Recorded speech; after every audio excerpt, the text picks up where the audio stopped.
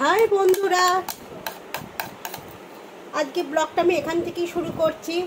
আমার দু সন্তানকে নিয়ে, তিন সন্তান, এক সন্তান খেতে দিচ্ছে, এক দাদা হয়, এক ভাই হয়। চলুন, বড় সন্তান হচ্ছে যে লাল জামা পরা গোপাল, আর মেজো সন্তান কল্যাণ, আর ছোট হচ্ছে মাধব।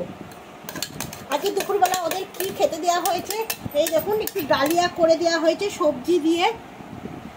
এটা খেতে দিচ্ছে কল্যাণ, খেতে দিচ্ছে ওদের। আজকে তার বাবার এখনো টাইম হয়নি, ওই জন্য দেরি হয়ে যাচ্ছে অনেকটা। ওই জন্য বললাম কি ওদের একটু খেতে দিয়ে দেয় ভাইকে আর দাদাকে।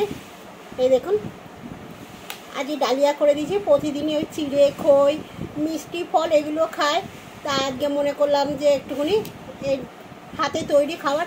আস্তে আস্তে সবই শুরু করব, একদম নতুন নতুন। আমার গোপাল সোনা ছিল, কিন্তু কোনোদিন ওকে এরকম তো করে দিইনি।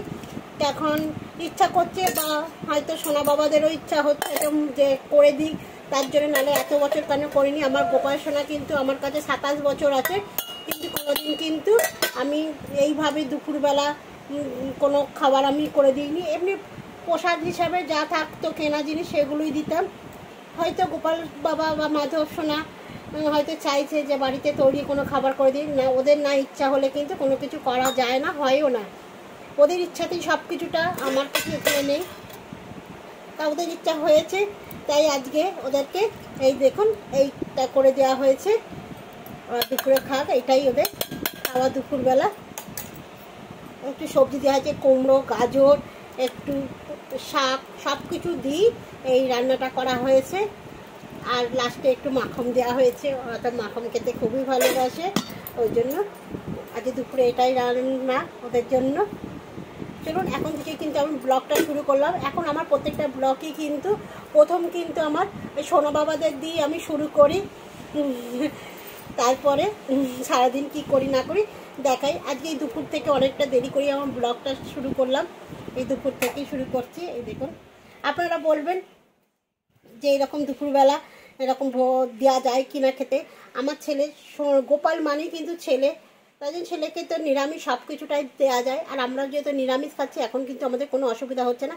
আগে তো নিরামিষ খেতাম না, এই জন্য হয়তো এইসবগুলো বুঝতাম না, জানতাম না, আর কোনোদিন ভাবতেও পারিনি যে এগুলো কোনোদিন দেবো। কেনা জিনিস দিতাম। এখন যেহেতু পুরোটাই নিরামিষ, সবাই বাড়িতে ফুল নিরামিষ চলছে, ওই জন্য কিন্তু ওদের ইচ্ছাতেই সব কিছুটা, আমাদের কোনো না। ওরা চায় ওর বাবা মারা নিরামিষ খাক, তার জন্য কিন্তু এখন আমরা পুরো 6 মাস হয়ে গেছে মোটামুটি, পুরো কিন্তু এখন নিরামিষের জায়গায় গেছি।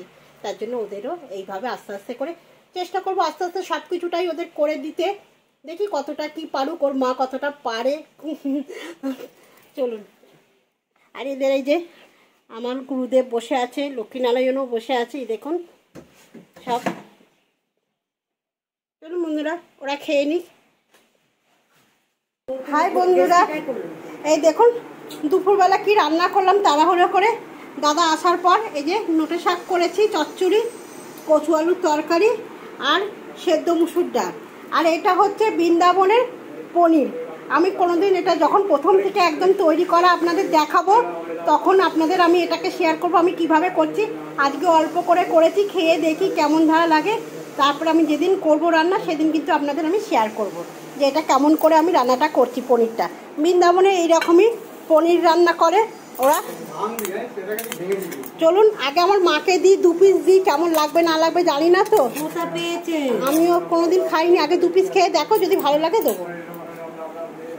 খেয়ে দেখুক আগে যে কেমন খেতে না খেতে। আমি কোনোদিন করিনি, এই প্রথম আমি করেছি জিনিসটা, ভালো কি না। রান্নাটা ভালো হয়েছে? হ্যাঁ, চলুন মা খাক, যদি ভালো লাগে সবাইকার। যেদিন আমি বাড়িতে রেসিপিটা তৈরি করব আপনাদের সঙ্গে আমি সেদিন শেয়ার করব। চলুন দুপুরে খাওয়া দাওয়াটা করে নিই।